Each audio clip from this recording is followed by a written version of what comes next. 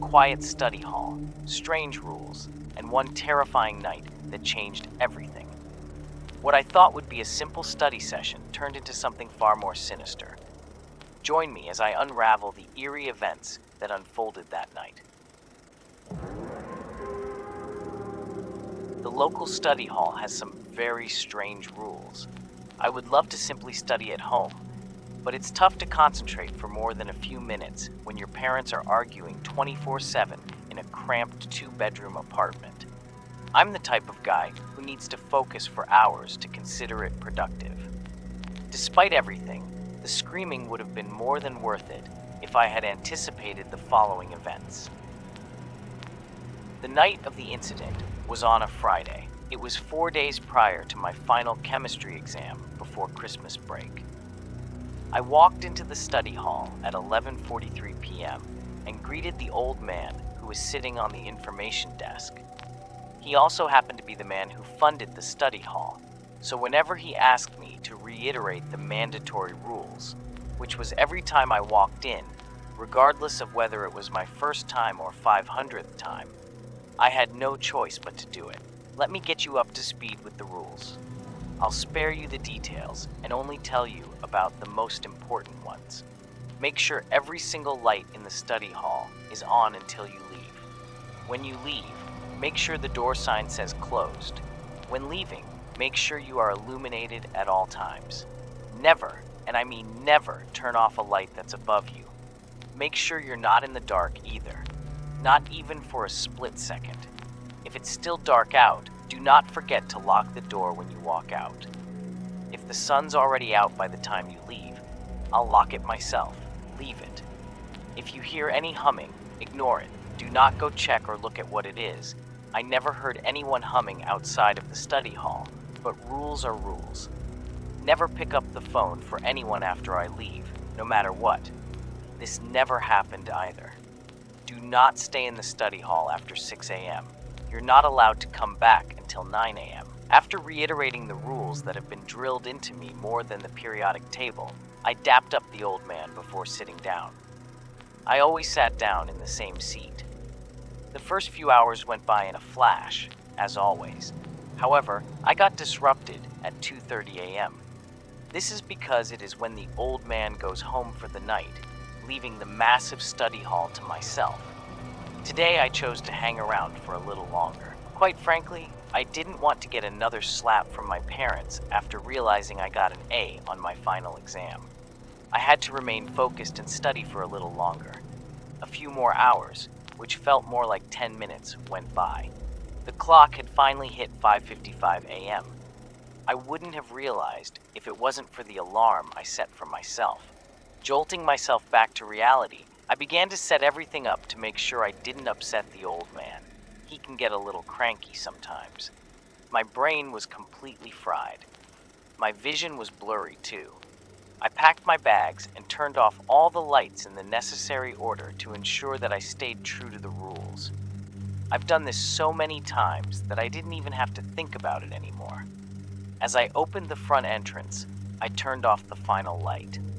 Concurrently, the clock hit 6 a.m. It was still dark outside, as dark as when I came in at 11:43 p.m. Inhaling the cold, fresh air of the countryside, I juddered as I heard a loud ringing sound piercing my eardrums. It was the rotary dial phone on the old man's information desk. "Shit," I muttered under my breath. I didn't expect it to be so loud. I rubbed my eyes and yawned. Unfortunately, that only made my eyes feel heavier. I should turn it off before I call it a night.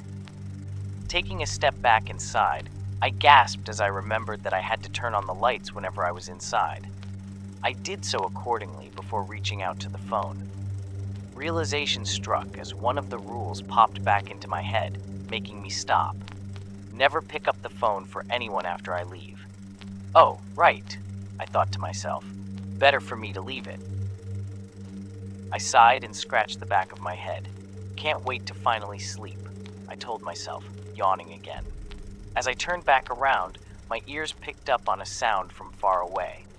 A sound that kept getting louder by the second, although so slightly. Da-hum, ba-hum, ba-dum-hum. I don't know why, but the sound alone sent shivers down my spine, waking me up instantly. It echoed across the study hall. As it got louder, I felt an insane pressure weighing down on me. It felt similar to the pressure one gets during sleep paralysis.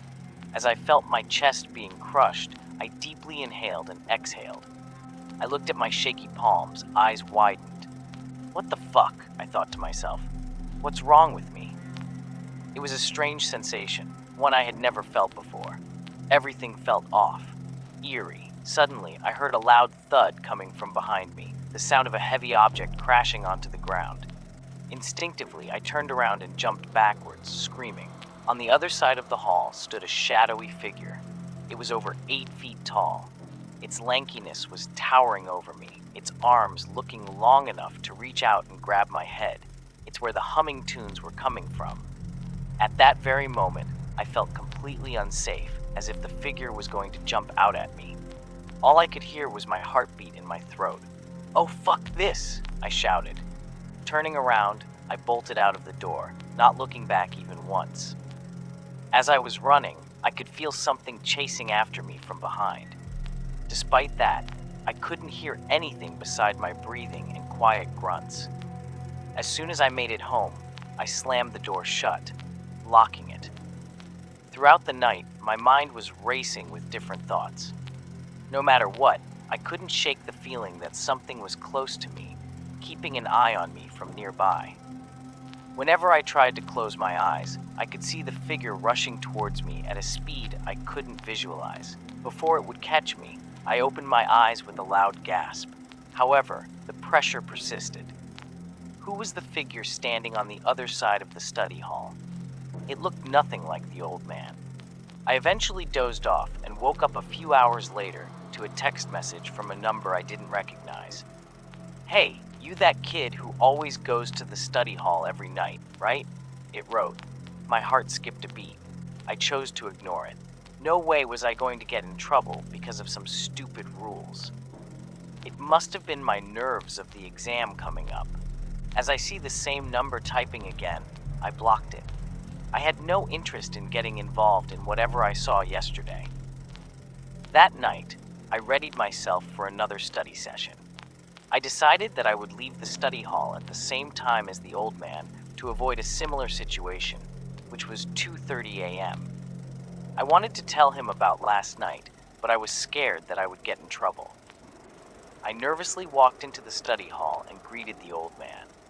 However, something felt off. He was staring into my eyes a lot more intensely than usual, even after I recited the rules again to reassure him. He didn't seem mad or worried, just off. I figured it was paranoia. No way would he know about yesterday, right? After all, I didn't break any of the rules, and he wasn't even there for most of the time, right? I sat down on the same chair as last night.